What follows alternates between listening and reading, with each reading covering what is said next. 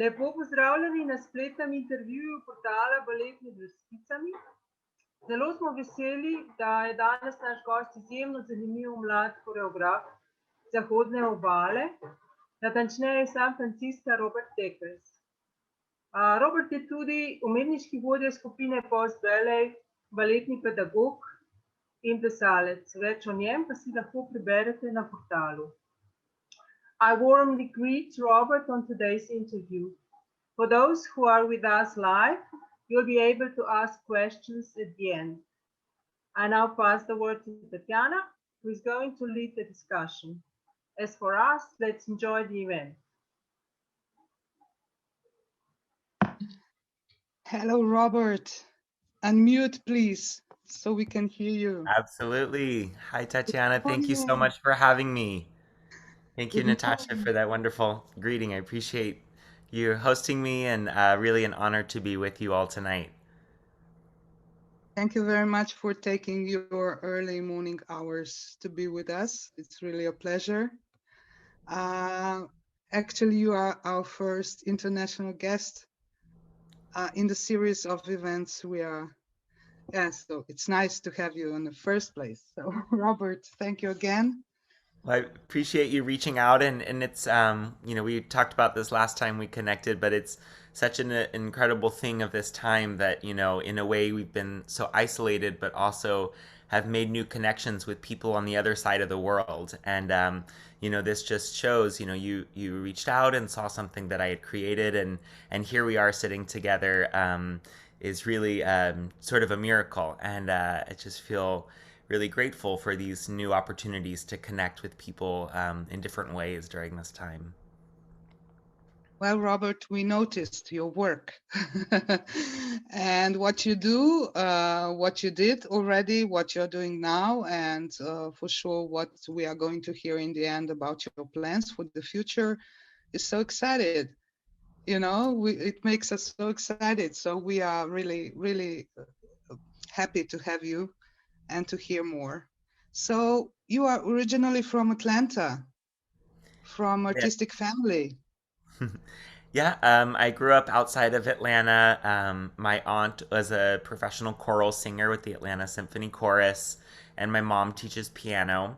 So I grew up in a family with a lot of music. And so that was sort of really my entry into dance, was through music. And I guess I just always had a passion for dancing, and would be doing jetés down the supermarket aisles as a 4-year-old, and spinning around all the time. And finally my mom, after many requests, allowed me to take a ballet class, and the rest is history.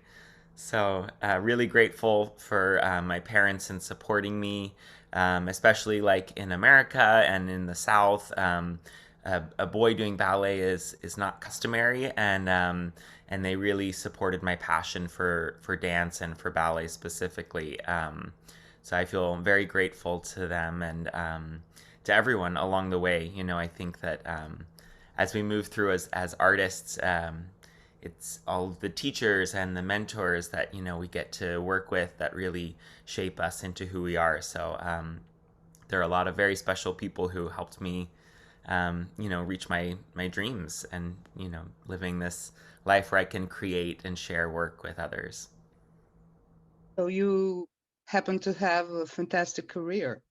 It's not so easy for a ballet dancer in the United States, where the expansion of pop culture and everything, and then you end up with something so classical. In a way, people are talking about ballet is a historical art form. It's not,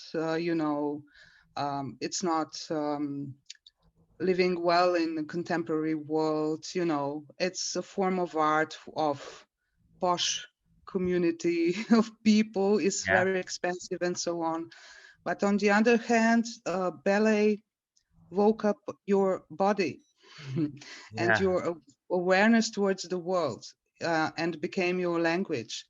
So tell us a bit about your career. So you started in Atlanta, what you achieved there.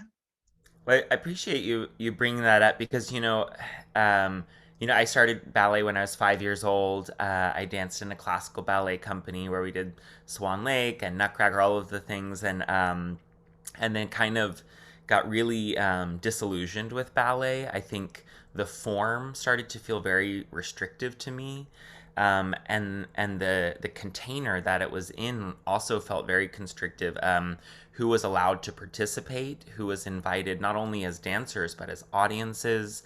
I think everything that you just said, like I started to feel very, very strongly. I feel like this form is not relevant anymore. It's not connecting to me.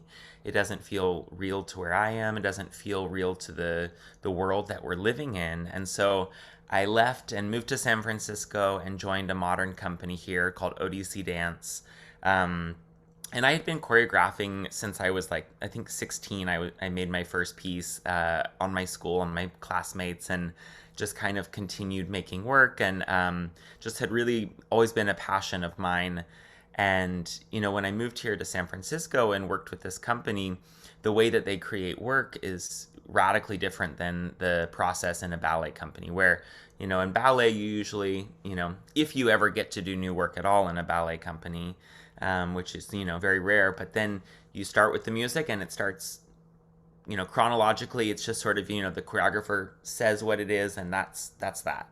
And here the work was created in a very collaborative way. So we were given tasks and asked to sort of create ideas based on, you're a seed of grass and then you're growing. Go.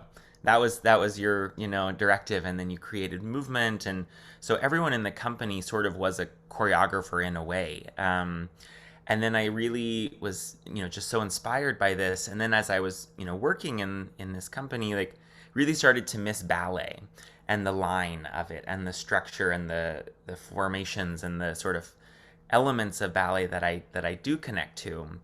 And so that's what sort of inspired me to start Post Ballet, was really to ask this question of, how can we take ballet, which is something that I think does connect to a lot of people, and take it out of its sort of like, take it off the shelf.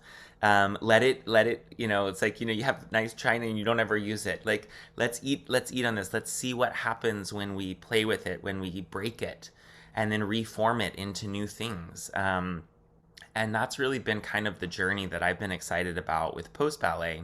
So I started the company in 2010, and a lot of the work that we do involves original commissions of music. So almost everything we've done until this year has been new music, scores that we've had created for the work that the choreographer is making, whether it's myself or our resident choreographer Vanessa Thiessen. And then, I've worked with like architects and sculptors and painters on stage painting live during the performances, photography that is taken during the show and projected as part of the piece. So I think like for me, like collaborating with different artists has always been a really exciting way to sort of take ballet out of its mold. And then, this year happened, and the pandemic, and it was so strange because, most of the work I've made in the past has been, for lack of a better word, kind of like avant-garde. Not really, certainly, if you had told me a year ago I would have been making a Swan Lake, I would have laughed at you. I would say there's no way. But something about this time, we were all so isolated, and I felt like I really wanted to like inspire joy in my community, in my dancers, in myself. And so, making the classical works, and also I think that I found a freedom making ballet not in a studio, not with mirrors and Marley. We just, we couldn't be inside. We had to be outside, and we just found parking lots or parks, wherever we would, go in the city and put on sneakers. And, something about being outside of that like container of the theater and the world that ballet is normally presented in just kind of unlocked, a creative, direction for me. I felt really reinvigorated to kind of make work that was classical, in a way. And I think, as far as like it being, as you said, posh, or this thing that sort of like sits outside of the reach of most people, I think making work on film this year has really been wonderful, because that's also a big concern of mine. Is like, we work and we work and we make these ballets, and then who gets to see them? A couple hundred people, maybe thousand, depending on the size of the, and you have to have the financial means to come to the show. You have to be in the right geographical area, and have the night off. You have to be able to, that's sort of a luxury, to be able to just go out on a Friday night and see art. And I think that something I'm really excited about with film is that, wherever you're at, whatever, socioeconomic status you're in, you can access this work and connect to it in your own way, in your own space. So yeah, definitely as we move forward, just looking ahead to how we can take all of that we've learned this year and reintegrate it with live performance, with all of these things that we love about, dance. Well, I can see this a lot beyond what you are what you are telling us now, for sure, and I found in your interview, you want to express, you want to be creative in a way that is unexpected, which means, as I can understand it, you were, brought to right time now. So you really had a lot of chance to show us what this really means. But you were also telling about the community of your people, about the collective work, about your ideas, how you see the world, and the awareness that obviously is there with you every day. So it's really interesting to hear what you're saying, and somehow it was a natural progress into what you are doing with documentaries, with filmed shows that you created recently, and you are obviously going to continue doing. So also about the open space, and we have this nice video tonight. We want your morning, we want to show you, but our tonight we want to show. And I'm kindly asking that we can see 2 minutes of an excerpt of Swan Lake. And after that, we talk a bit about it.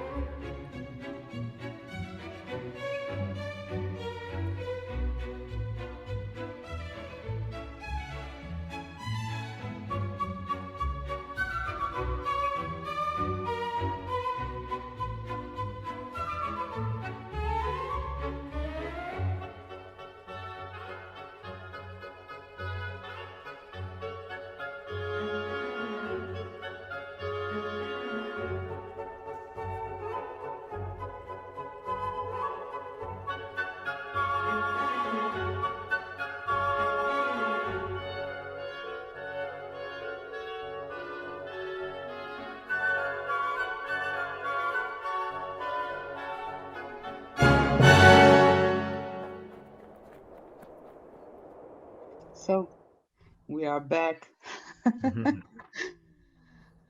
What a nice scenery.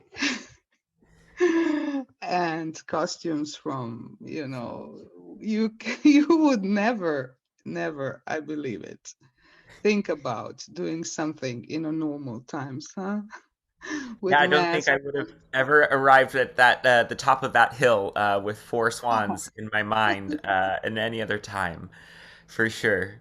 And it was interesting, because during this time there's just so much alone time, and I really picked up bicycling, um, and started just biking around town and seeing all of these just beautiful places that I kind of never took the time to explore before this, and I biked up. You had to cross the Golden Gate Bridge from the city and then hike up or bike up a big hill. And at the very, very top of the hill, once you get there, then you keep going around, and then you find this little alcove that had a nice flat, plain, beautiful view.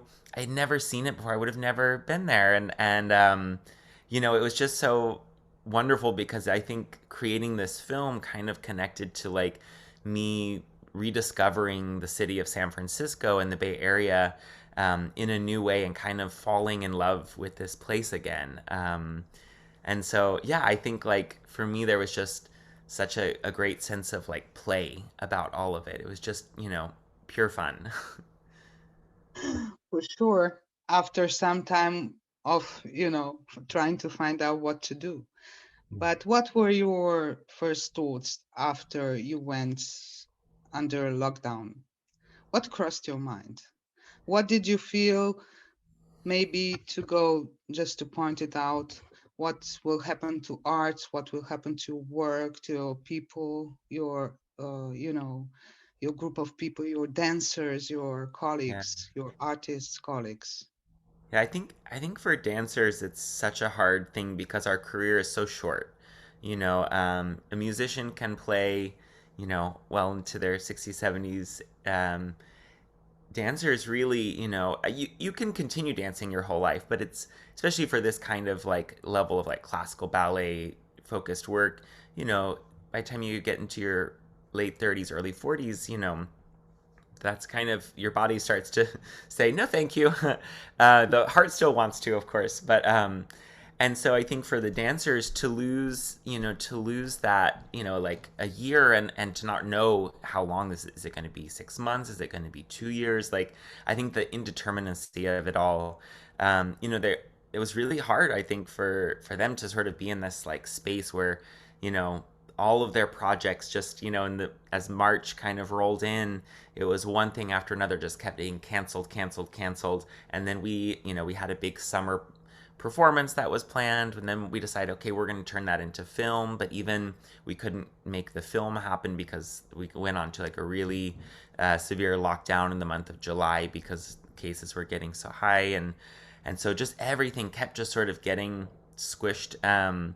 And so really, it kind of the first few things that I made, my husband and I lived together, and when we were in the first several like weeks, we just couldn't really, we weren't leaving the house, and so we just with our iPhones made a film together. He's also a dancer, a beautiful dancer, and we made a short film. And a friend of ours who's a composer created a little score, and I look back at that, and it was sort of, it's just us in the hallway and in the bedroom, and these sort of like just very honest to where we were at that time.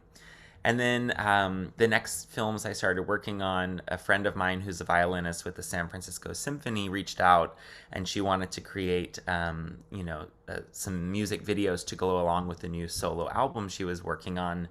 And so I started working with each dancer one on one outside. So that felt very safe. We were distanced, we had masks, we didn't know at the time what is safe, what's not. And so we would go to the Golden Gate Park or different places around the Bay Area, just one on one and making work. And it was a time where I was able to connect with them and hear how they were doing and how they were dealing with it. And then the Snowflakes film that we made was really kind of the first thing that brought everyone together. We did that in the fall, and again, there was no partnering. There was, everyone was spaced out, and we were outdoors, but it gave us the chance to like come together. And I just remember that feeling of when we did first all kind of come together again and moving and doing the unison phrase as a group was so fulfilling. And I think, seeing the dancers in Four Swans, The four of them have danced together a bit now, but they were so synced up, and I had actually originally choreographed the Swans. The first part was going to have like a canon, do do do do do do do do. It was a very complex, and then we did it, and it was just like it didn't feel right. I was like, we need to just be together, just dance in unison, and it was just so fulfilling to see them dancing together as one, and yeah. So I think the whole year for me has just been just sort of reconnecting with artists in my life and making little things that have, some of them stayed little and precious, and some have become like kind of bigger works that were sort of unexpected things that I got to really dive into this year.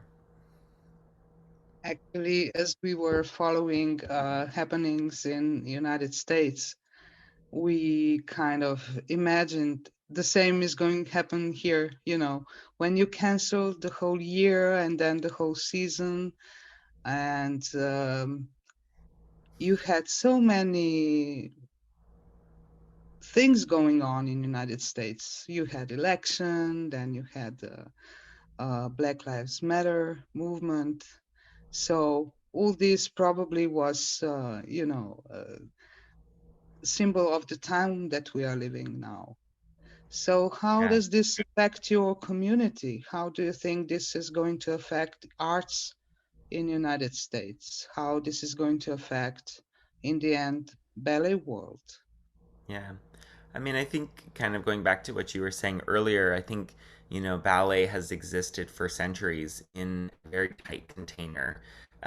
You had to look a certain way, you had to be from a certain class to be a part of it, whether that's as an audience or a performer. Ballet training is very expensive. Point shoes cost a lot. Even just to be a student of ballet is very exclusive. And so I think, all of the things that have happened this past year, I think have really kind of shaken the dance world and hopefully the ballet world as well, realizing like we have to really think about who has access to this in training, in performing, in viewing as an audience, because I think that if we don't really take big steps and make big changes, I do think the art form will be a historical piece that sits on a shelf, that certain groups restaged La Sylphide, and you go see it in the way that you go see a Van Gogh in the museum, and that's that. But if we want it to be a living, breathing art form, it has to encompass everyone in our community. It has to bring in diverse perspectives. And I do see a shift happening. I think that the events of this year in the States have really kind of snapped a lot of the companies and organizations, like awake. And it's just my hope that we can not just do it in a performative way, right? That it doesn't just become sort of as a marketing thing. This is something that I worry about, is that but that it's like honest, that we actually want to see what happens with curiosity. What happens when we bring different humans into this conversation? Like, wow, what a rich experience that will be, when it's not siloed, and it's not just sort of we're hearing from one side. And so I think that to me is really exciting, and there's so much potential for real change and growth in the art form, and I see the beginnings of it happening, as a result of a lot of the things that have happened this year, and I'm very excited and optimistic. Of course, our system is slightly different than it is in United States or in general in Western worlds, concerning financing arts, institutions or independent companies. We are in a way on the lucky side, maybe, but it must have been very hard for artists in the United States when everything was closing. People were staying without jobs and with this uncertainty of tomorrow. Yeah. But how do you feel? Well, You know, I also heard at that time how there was a change in the Congress with lots of funding for arts to recover. How is this going on now? Can you explain us a bit about that? Yeah. You're right. Traditionally in the States, the arts receive very, very, very little funding from the government. Really, to fund arts, it's through private philanthropy, which, has its ups and downs. But I think the for the most part, it's a lot of down. It's a lot. It means a lot less art is created than I think could be and should be. Um, and I think even access to the funds, again going back to what we were just talking about, is really difficult and also often like is given to sort of an exclusive subset of artists. So I think that's something that I do hope to see in the States, that we evolve to have more support for the arts in general in our community, because I think it's such an important part of what makes life worth living. I think like having culture, I think this time has like shown us like actually the things that we do, and seeing art and being with one another and having community and spaces to experience things together and to reflect on it together, like that's what makes life worth living, and I think it's just so important. So I'm really grateful that there was sort of relief funding that was given to small businesses and artists. It was enough, I think, for many people to kind of stay afloat. And in a way, what's been interesting is, I mean, of course, it's, by no means, large amounts of money, but enough to hopefully like pay rent and not, end up on the street. And so I think by having that, those resources, a lot of artists have actually had the time and space creatively to make work, and that they wouldn't have had to when they're normally working all of their other jobs as well as making their art. So in a way, I think we've actually seen a like case study where government funding of artists and individuals has created this sort of like surplus of beautiful art that's just sort of erupted out of nowhere because people had the space and the capacity to make art. So I think, as we look ahead, I really hope that we can, see in the state sort of an evolution of the way that we approach, the funding of art, but also just support of people in our country. I think like, you know, this sort of meritocracy that we are in, and this sort of way of, you know, you win big or you lose big in this sort of system.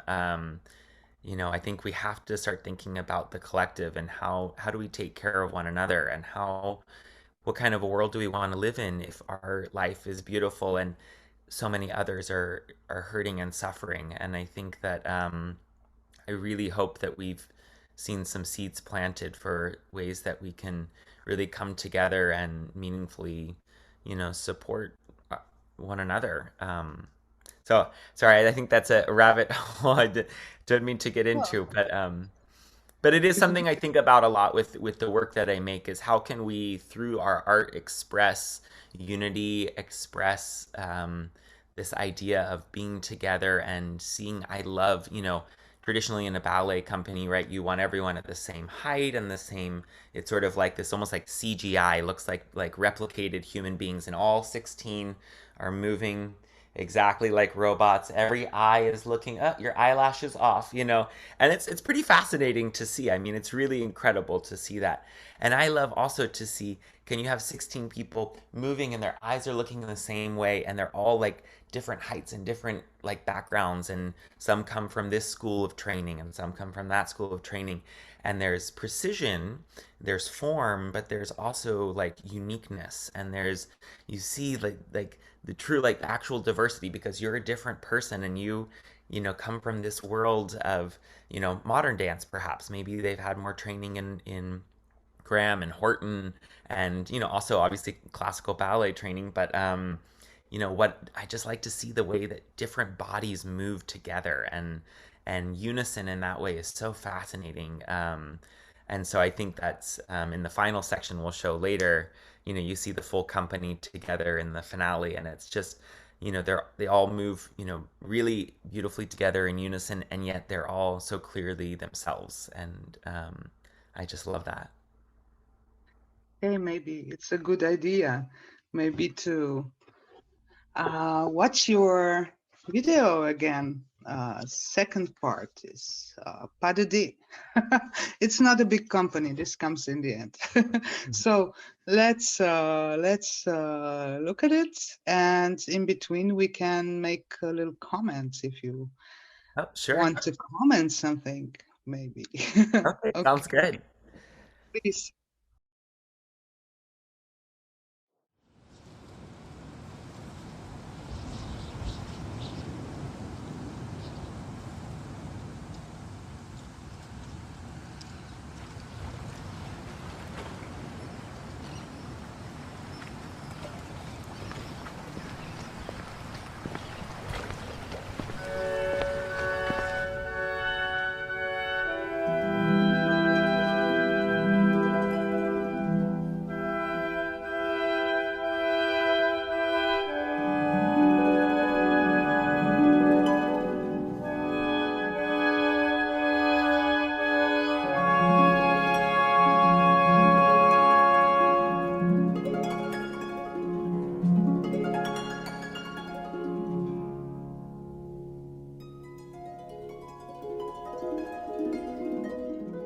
So the two dancers in this film, Charmaine and Babatunji, were our partners, and so in life, and so we were able to work together and create Pas de Deux work, even though, normally with COVID we couldn't do partnering work and things. So it was really fun to get to create Pas de Deux work with the two of them, and I was just gonna share they just got married recently, so very exciting. Congratulations. That's great to hear. Yeah. So I like the word fluidity, something that is fluid. Can you explain a bit what you mean by this? What is fluidity for you in your work with your artists? I think that's a great question. I think like fluidity, of course, like in the movement itself, is so important. As a dancer, we want to be fluid. I also really am excited to explore like fluid transitions between classical and not traditionally classical movements, and how we can ebb and flow between them. This piece obviously is pretty classical in terms of the movement style, and then but also by throwing in moments where we drop our weight and we really feel the physicality just in a way that wouldn't be traditionally associated with ballet. And I think that both do such a wonderful job of kind of flowing back and forth between those two. And throughout the creation of this, I both in the Pas de Deux and other sections of the work, I was really excited to sort of take ideas from the classical choreography and integrate them into different things. So you'll see throughout the pieces, the Four Swans had the emboîtés. Here, she does the sissons on this big music. But then we sort of go off in a different direction. And so it was really exciting for me to see how I could connect to the original choreography, the sort of traditional work. And there are parts just like I kept thinking what else could go on that da-dum music, and only the sisson worked in my mind. It was like nothing else can happen but that sisson. So I think that was exciting for me just to see, how we could flow back and forth between. And another question that connects also with your life, it's the connection between individual and collective. Ballet is a lot about that. As a form, as choreography, as solo, as Pas de Deux, it's big ensemble. How do you bring this from your life, from your ideas, from your vision of life? Yeah, it's, I think also I just want to say, wow, he just doing push-ups with her. I was like, wow, that is amazing. Yeah, I think that is so, ballet can be a very like, you're training as an individual, you're trying to get into a company, you've got to, work on your technique, and I think it can become a very like self-centered thing, but also you have the capacity to move with big ensembles, like you were saying, and do pas de deux, where you have these intimate connections with another person. Um, and really, to me, it's a reflection of life. I think we, especially, you know, moving together as a collective, is so important. And I think, our world right now, we're all on our phones, and in our especially this year, we're so isolated. Even just seeing two humans touching and dancing together and sharing weight, is so beautiful, and is such an important thing as a human, to be able to feel the touch of another person, to lean on them literally and figuratively, and to feel that trust reciprocated. So I think, really, how do we exist as a collective, as a humankind, not as a country or a city, or we keep dividing ourselves into these containers of like that put up walls between us. And I think I just am really excited with the work that we make, to just ask the question of how can we, get more free and be closer to one another, and create sort of a space where people do feel that they can connect. And even if we're watching, this in our own rooms, is there something that by seeing these dancers working together, that we can find something in ourselves, and that we share with each other? Do you think humanity should learn a lesson out of this? Maybe we are aware of what we were not aware before, what was taken as granted. How maybe in arts this is even more obvious. What do you think?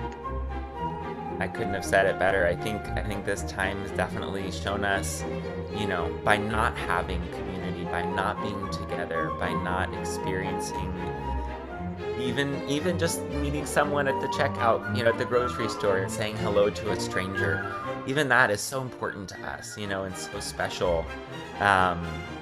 Yeah, so I really hope. Also, I have to say, whoa, Tunchi. He's so crazy. I was like, I want something really cool at the end, and he was like, what about this? And I was like, whoa. So, because someone asked me, did you ask him to do that? I said, I just wanted something. I said, can you do like a really big jump or something dramatic on that last note? And he literally flipped upside down. And I was like, okay, that's what you'll do. Great.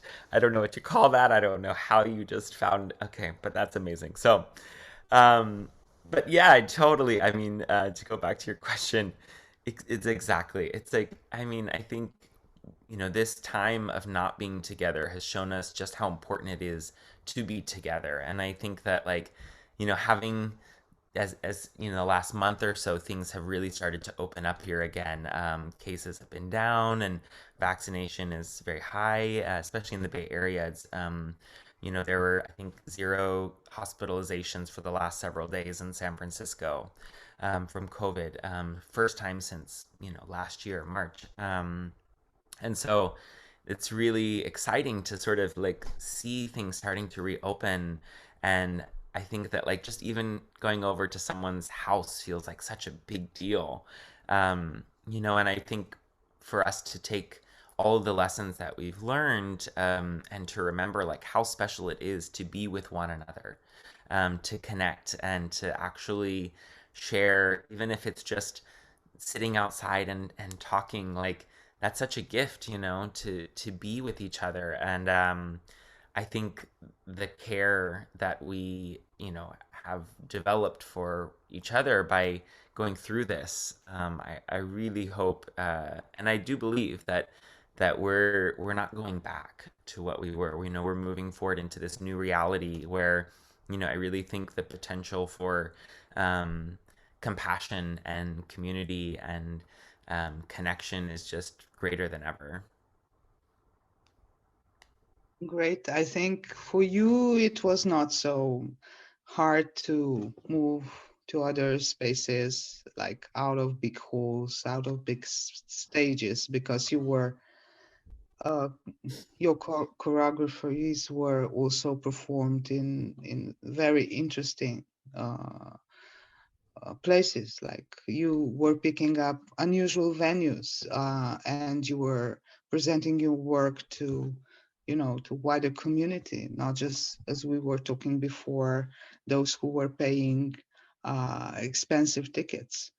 Uh, do you think you predicted something like this would happen? Have I How was predicted? actually, my question was, yeah, this was like a rhetorical question. I know. But my question would be, um, how was your audience coping with it? Did you get any encouragement? Were people coming? I know in States it's usual, people come and say, can we offer you help? Can we support you? Of course, everybody was in same place, coping with terrible circumstances. But anyway, did they remember you? You exist? Yeah. Did they come to you, ask you, when are you coming back? What are you going to do? Can they help you? What actually happened? Yeah, so right, as things were sort of shutting down and we had to close, cancel our summer season and really kind of weren't sure what was going to happen, we, I decided that I really wanted to just dive into filmmaking. It's something that I'd been interested in and had explored in the past and made several short films, but not really with the sort of vigor that I think it was a lot of times I would make a live show and then we'd take a thing from it and make it into a film, versus really just starting with, okay, this is a film, nothing else, and we're going to focus on this. And so, I reached out to our community and shared that we were, planning to make some films this year and, we needed support, and we saw just so much generosity. I think, there were a lot of people who weren't in a place to give, at that time, but there were some who were, and those that were able to, I think, really um, gave as much as they could, because they realized how important this was, and they really missed it. I think people really missed art and seeing dance, and not only the performance that happens on the stage, but everything that happens in the lobby and outside of the theater as well, meeting people, connecting, getting to see an old friend that you see every time you come to see the post ballet show. You see this person and you kind of develop a relationship over time. And so we were really fortunate to receive a lot of support, and it helped us make the Swan Lake film and the Snowflakes, as well as several other works that we did on film this year. And yeah, I think as we're looking ahead to what's next, we're our next big event is going to be in October. It will be a live performance and a full length film. So we're actually filming. It's the piece that we were going to make last summer. We're going on a 3-week camping trip with all of the dancers into the mountains of California and doing basically like a feature length film with the cinematographer of Swan Lake named Benjamin Tarquin. So we'll be creating this work in the summer, and then it will be presented as a film, live music, live dance, sort of multimedia performance in October.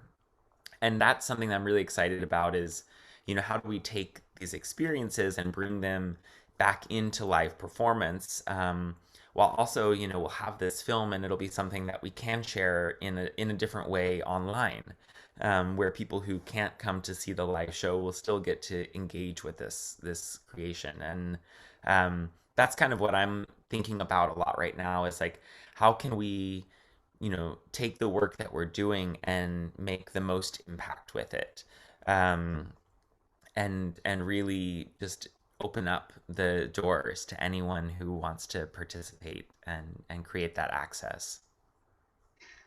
Tell me a little bit about the camera, about this vision, not as a vision, something in the future, but the vision, the perspective of choreographer, how, there's always a problem with putting live art on the screen. There's this kind of a wall or something that distracts communication between audience and the artist. Yeah. But on the other hand, in these times we had to use it, but you were using this and, trying to create your art using this tool before. So what do you think this is bringing towards ballet especially? And because you have so much elements that are unusual for ballet. You are doing things outside, you are doing things at different crazy venues, then you put everything on a screen and then you do this, everything what is needed to become a film or documentary. Yeah. And of course you do it also live. So what is the measure between those little units of creation that you put together? How camera behaves? What is actually a camera? Yeah, it's I've learned a lot about that particular question this year. I was very fortunate to connect with Benjamin Tarquin, who's the cinematographer and editor of Swan Lake, as well as several other pieces I've done this year. We actually worked on a short film in January of 2020, just before the pandemic.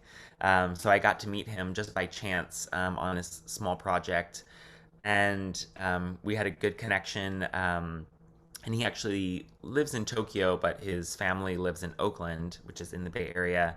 And so when the pandemic hit, he couldn't go back to Tokyo. He ended up staying, here in the Bay Area. And okay, well, I'm going to be here for the summer and the fall. So we, did this piece with the violinist, Helen Kim, and he filmed that. And we got to really kind of practice working together. And his history really came from, he kind of does films with street dancers. So he'll go around the world and do different sort of street dancers outside, which is where street dance happens, on the street. So he has a very a lot of history with filming outdoors in different environments. And his way of, it's almost like another part of the choreography. So he would come to rehearsals once I made things, and say the dancers are doing a manège in one direction, we would get a shot where he would go in the opposite direction so that he's getting that. So you really feel the momentum of the circle. Or he would do something where he's inside of the circle. We do another take and he's going around it and capturing that. Using overhead shots to capture what does it look like, the formation, as if you were in the balcony or something. Getting close up and really showing the emotion in the eyes. And I think that's why a lot of dance film can fall flat, because it's sort of in the way that viewing, from an audience live, from a proscenium, can still feel very three-dimensional and vivid. When you just sort of film like this, like it's like like you're filming a theater, it becomes very unemotional and sort of flat. So Ben was really wonderful and taught me a lot about how to approach choreographing for film.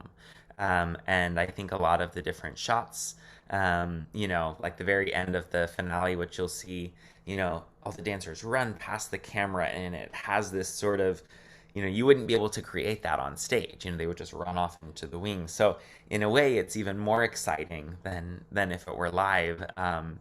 And I think that's been just the real adventure, is just learning this whole new medium in a way through this past year. And of course, it makes it creates a chance for you to be visible, maybe more than usually. So you put your short films on different media. You travel around different festivals. You present your work. There's not much about ballet on film, except the fiction stuff. Yeah, exactly. So did you follow what was going on online with other companies around the world? Did you follow that? Was your Yeah. critical eye saying something how companies are doing this during the pandemic time, I mean, I streaming think, and so on? yeah, I think everyone was trying to figure it out in the moment, and I think it's so easy to look back and like, oh, we should have done this, we shouldn't have done that. In the moment, I think everyone was trying to do, what they thought was best for their dancers, for their community. I think I did see a lot of companies um, try to replicate what they were doing in the theater.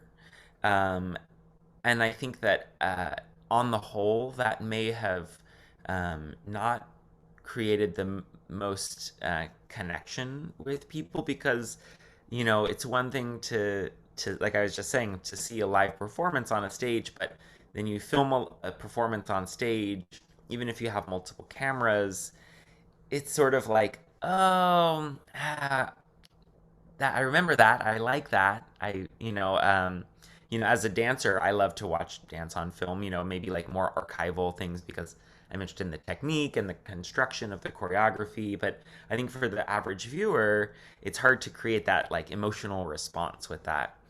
And so I think, for me, I wasn't really interested in kind of recreating live performance. I knew I wanted to just embrace the situation we were in and sort of I think I'd also in general just am always looking for opportunities to kind of like break the mold and like leave the constraints behind. And this was sort of I really had to leave so many constraints behind because we just we couldn't the idea of doing ballet in tennis shoes, it's not new. I think there are choreographers. I've seen New York City Ballet has done pieces with, dancers in tennis shoes. Even Jerome Robbins, had work in tennis shoes. So this is by no means new, although I don't actually think anyone's done like actual like classical ballet in tennis shoes. Um, but for me it wasn't like, oh, we're gonna be in tennis shoes because that will be fun. We had to be in tennis shoes because we were dancing on concrete and on rocks and on different surfaces that I couldn't ask someone to be in a ballet shoe, definitely not a point shoe, but even a ballet slipper, like, so it was sort of all born of necessity. And I think that like that's something that like every artist will tell you, like, it's the constraints that really create the opportunity for new ideas, for innovation. If everything's available, if you have every color available in the world as you're painting and you have an endless size of canvas, someone just needs to draw a line and then, okay, it gives it some constraint. Okay, now I have a line. I have to work around this line, whatever it is. So this time we happen to have a lot of constraints. I only had two colors that I could paint with, and I had, a canvas that was this small and hanging in this way, whatever the analogy would be. But I think, yeah, for me, like, I found personally, like, when I don't have a lot of constraints, like, if a company will hire me to come in and they say, make a dance on the company, I say, how big? It can be a small piece or a full company piece. How long? Oh, whatever you want, 15 minutes, 30 minutes. I kind of get like writer's block. It's hard for me to create because there's endless ideas that could happen. And so I really like when I just have some, so I have to self-impose constraints sometimes when I'm making work and just say, okay, I'm only gonna do this, this, and this, or just whatever the thing may be at that time. Yeah, it's always good to make good decisions, like to limit yourself. Yeah. But it's also like we were talking about camera, but behind the camera, what you were doing with your work with your dancers, I think it's so much so important. It's so important to keep this contact, Yeah. to keep bodies close and minds close, and that you were driving them through the hard times. This is so important. I'm sure they appreciate that very much. So what are your future plans? What are you going to do? What's the next venue? Where are you Yeah, taking us? I know. I'm excited to find out as well. I definitely want to continue working in film. As I mentioned, we have the show that's coming up that will be, film and live performance sort of integrated. I'm also revisiting a work that I made a few years ago with a singer and songwriter named Star Amarasu, and we're going to turn that into a film as well. We're still kind of developing exactly what that will be. But I've definitely caught the bug of film, and I think, like everyone has a TV or a computer. Not everyone. I know that not everyone has a computer, but the number of people who have access to, you know, videos online, and sort of television in general is sort of ubiquitous, right? Like it's sort of this thing that crosses socioeconomic status. Maybe you have a bigger TV than someone else, but everyone has that sort of connection to television. At least in America, is a very sort of common thing. And so I think that like tying in with ballet into like film and television and that kind of media, I think is really a great way to create accessibility. It's like people understand how to interact with that medium. So I'm definitely excited to continue doing that. I'm also, I really have been loving being outdoors, and so I'm exploring. We're going to do a series of performances here in the Bay Area, live shows outdoors, because I just think it's so wonderful as a dancer to feel the wind on your skin and to feel the sun, and the realities. Each performance will be different because the environment changes, and to find inspiration from the way that the tree is moving, and from the clouds above. I think there's just something that's been so freeing by being outside of a box.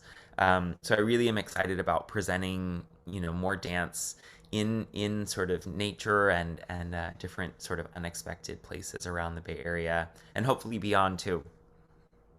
So art is coming to its roots, huh? Yeah. I don't know what we did in Europe, Yeah. why we locked arts, I mean performing arts in an Italian Mhm. box. I don't know. Yeah. But it's becoming an issue, I believe. Not only because circumstances are like this, but I happen to hear so many voices around the world, from people telling that they feel the need to go back to the roots, I would say, Yeah. not Yeah. to the nature, because this is kind of worn out to talk about it, but to the roots of performing arts. Yeah. Yeah. So I love that. what will be the message of your next productions? What will you launch Yeah. out from your laboratory? I mean, I think every piece that we make is really done in a collaborative way. Um, I love just talking to the dancers and sort of hearing where they're at. I think that, their personal experiences kind of bleed into the work, in as much as mine do. Um, I really like creating in a space where everyone feels agency to speak up and share ideas. So depending on the work, that sometimes means that I will co-choreograph the piece with the dancers, and I'll credit them as well as co-choreographers. And in something like Swan Lake, it was a little less that they co-choreographed, but they definitely brought sort of their essence into the work.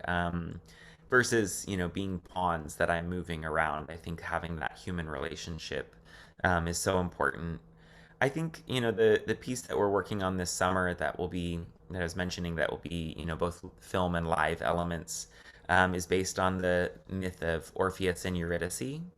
And so we have an original score that's been composed, and will be performed live by a musical ensemble called the Living Earth Show here in the Bay Area.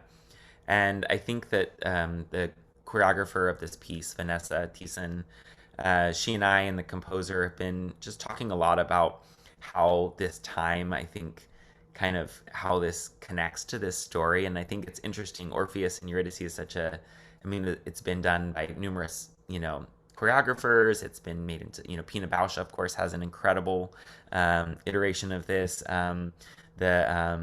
It's been done in operas. It's a story that, is just so kind of done and done again, and yet we were drawn to it, and we actually kind of came up with the idea on a camping trip. The three of us went camping for a weekend in the forest here in the Bay Area, and just sort of, really wanted to just make something that was about beauty, and came up with the idea to use this myth as the jumping point. But as we've been creating it, and especially during this time, I think all of us have experienced loss in a very real way. Um, Family and friends who are no longer with us um, through this time. And I think this idea of letting go, of looking back and we have endless love for each other, and also, we have to at a certain point let go. And I think that story to me just feels super um, just real and honest to where we're at. And I think I'm just excited to just feel with my colleagues, with my collaborators, and um, yeah, I think just very just grateful to be able to look forward to um, the opportunity to express something about ourselves. And I think there's nothing more human than art, and whatever form it is, whether it's painting, film, live dance, this idea of self-expression and of working together with other people to create something that's more beautiful than anything we could make on our own.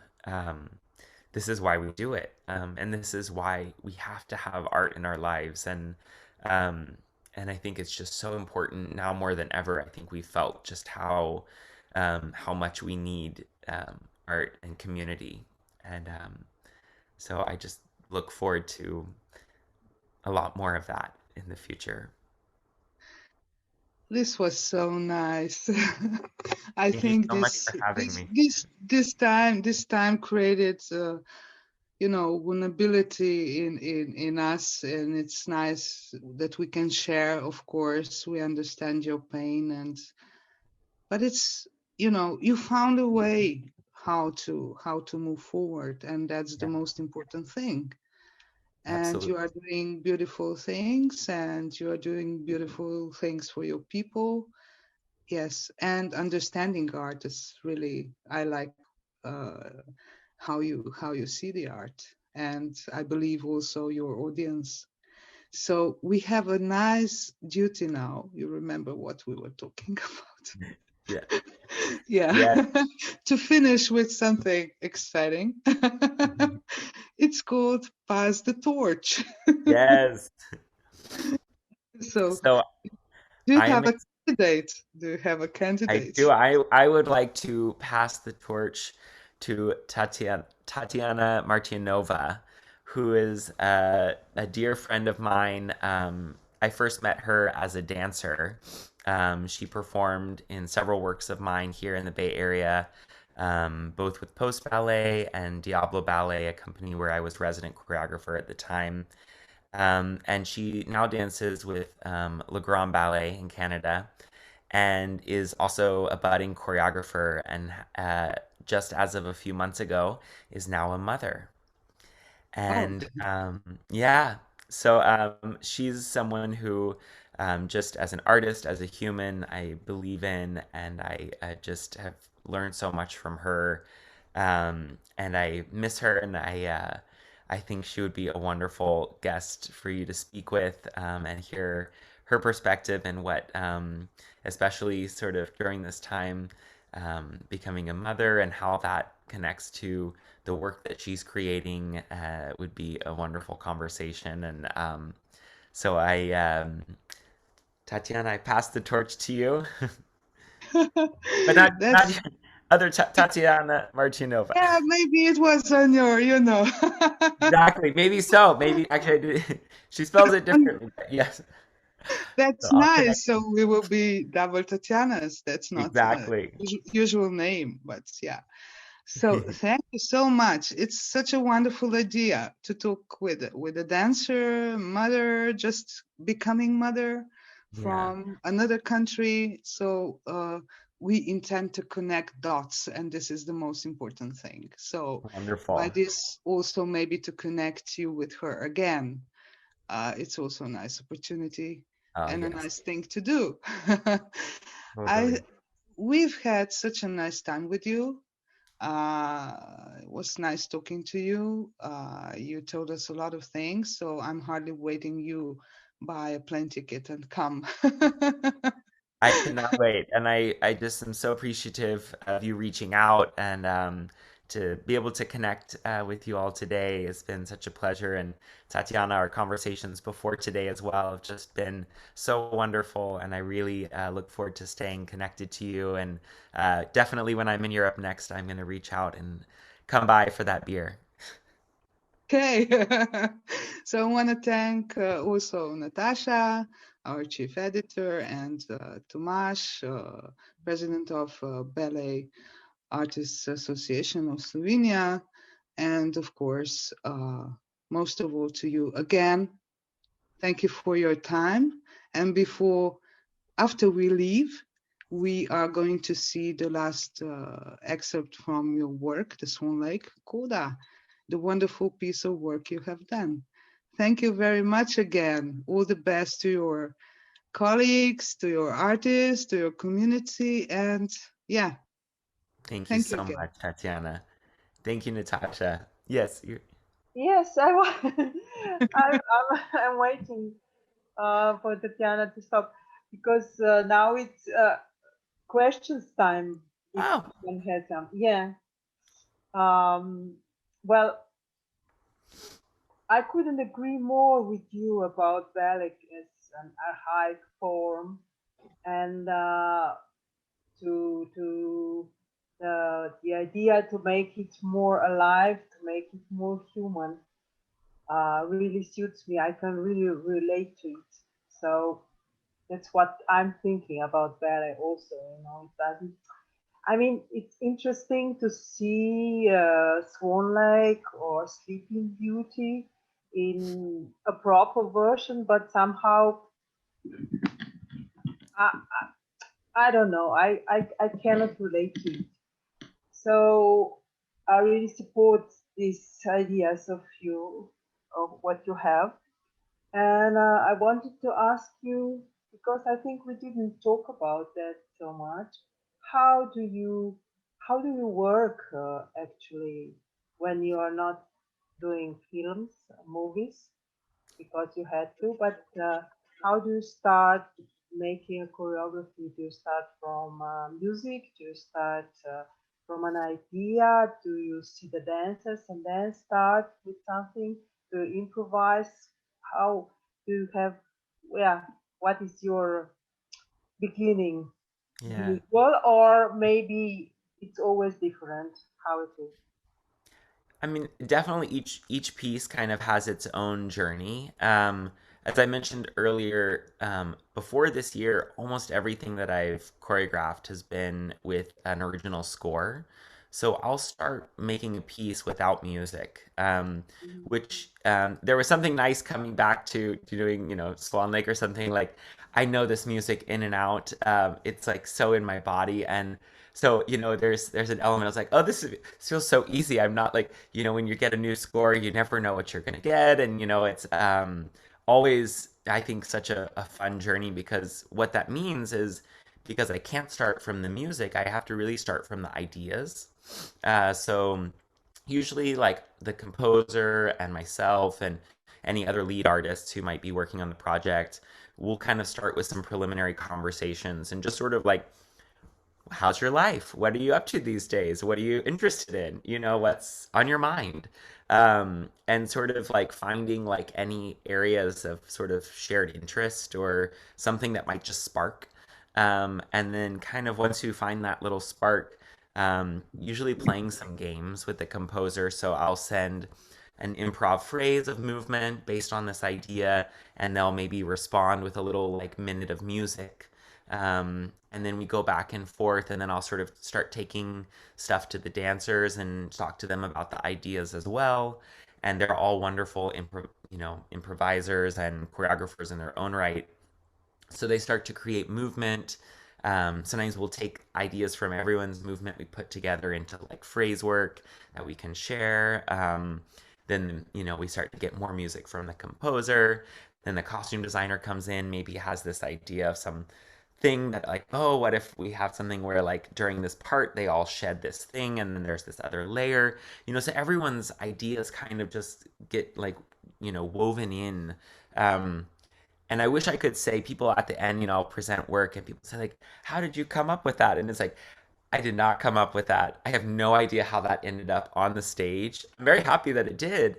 But if my brain unfortunately is not that creative. But what I think I do really love and what inspires me as an artist is that collaborative process.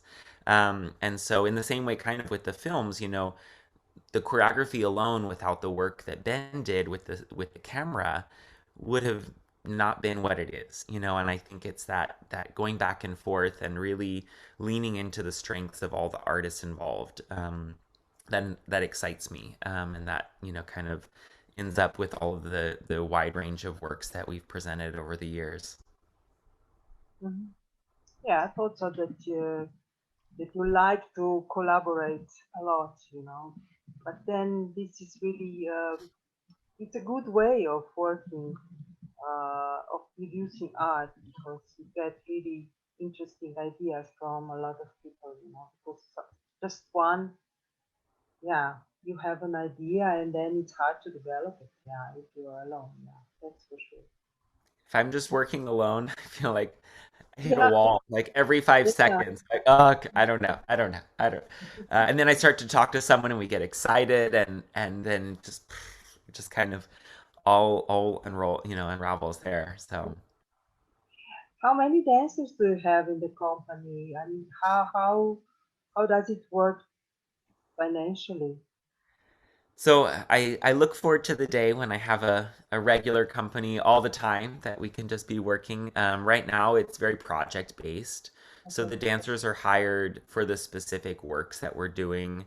I usually work with the same dancers. So all of the dancers that you've seen in the films, Four Swans and Two Swans, I work with them regularly, and some of them for several years now. Um, but they also work with other choreographers in the Bay Area. Some of them travel. LA, Los Angeles is not far, so some of them go down to LA and do work there. um, and so yeah, I think that which there's pros and cons. Of course, I would love to be able to have that regular work with everyone, but also it's great because they go away, they get new ideas from different people that they work with. I'm going away and creating a piece on another company, and that kind of unlocks something new for me. So when we get back together, we all kind of have all these new ideas that we're excited to share. So it really does feel more of like a collective, like just a group of people that come together. Sometimes we have a new person join. Sometimes someone I haven't worked with for a couple years ends up moving back into the Bay Area or something. And sometimes there'll be a dancer who I'm working on a piece, and I think I need this dancer to perform this role, so I reach out, and even though they're living in New York now, we figure it out, so they come in and fly in and do the rehearsals in the show or something. So it's really kind of organic, the way that the company works. I think in Swan Lake we had four, six, eight, nine dancers, which is generally the size that we work with for our shows is nine dancers. I like odd numbers. I don't like when things are in even numbers. So usually I always have seven or nine dancers. I don't know why. Yeah. Mm, yeah. But Yeah, so you know, they're definitely the dancers, you know, as you work together more and more, you develop that shared language. So like all the four swans, I've worked with them each, you know, enough that we were really able to just sort of dive in, and I think they kind of knew the balance that I was hoping to strike between the classical work and then really when you need to drop your weight and have the physicality, that they really could go there as well. And yeah, I think you know, I just feel so lucky. I feel like I get to work with these incredible dancers and I have ideas and then they do it. And I'm like, that looks way better than anything I could have imagined. It's amazing. They bring so much to the table. So yeah, I'm just super grateful to all of them for their work. Yeah, they are very nice and very personality dancers. Yeah, Yes. that's great. Yeah, yeah, I love that. Yeah. I think that's. I think it was. Well, I saw you. I saw your piece or your video of snowflakes.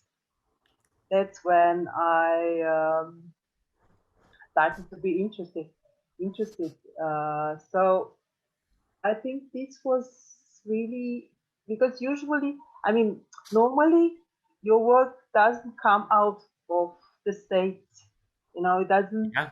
It's not seen in the Europe. But I think this piece, this movie, Snowflakes, was really moving around Yeah. also in the Europe. Yeah, which is amazing because that was how I saw it. No, it's so true. I mean, you know, normally my work is seen in the Bay Area. Yeah. Um, and that's it. You know, maybe I go, you know, we take, you know, it's so expensive to tour as a dance company. Touring pretty much, you know, except for a couple companies, doesn't really happen much in the States anymore. So, you know, aside from a few little trips that we've done over the years, mostly it's just people here in the Bay Area. And like this year, getting to share our work and you know, getting an email from you all and saying like, we saw your films and we'd love to talk to you. It's like, you know, I couldn't have imagined being able to share my work, you know, on the other side of the world. Mhm. And yet here we are talking together, and it's really like just means so much to me that something that we created connected with people in Europe and with people, you know, all around the country and around the world. And so it's really a miracle, and I just feel, you know, so grateful that it was something that resonated with folks so much. Yeah, well, it's pandemic time. It it did something well, something good also, not just bad things. Yeah. Yeah, Oh, thank you. okay. Appreciate that. Yeah. Thank you Yeah. very much, both of you. Thank you We both are so much. I appreciate being here. going to see the coda or what? Yeah, Tatiana, Tomas. Yes, Mm-hmm. yes, we are going to see Koda, and thank you again. Thank you also, Natasha, for your questions. Were cherry on the cake. Going in deep into this conversation. Yeah. So yes, thank you. I'm also grateful to have such a wonderful opportunity given by Natasha to me to meet you, to have this. We are also thank you. Yes. Thank you again. Thank you again, Robert. Wish you a good day. Yeah, Uh, and wish and us a good night. Yes. Good night. Sleep well. Hope you enjoy this final section. And really, again, just thank you so much for having me today. I'm so grateful to be here. No, thank you for coming. Really, we are really grateful for you too.